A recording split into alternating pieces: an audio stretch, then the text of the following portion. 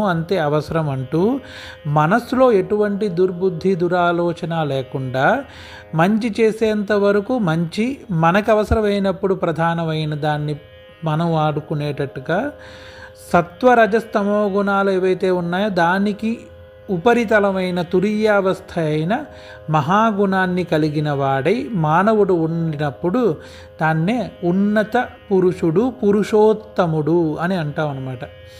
మహాభారతంలో కృష్ణుడు లాంటి వాడిని పురుషోత్తముడు అని అంటాం.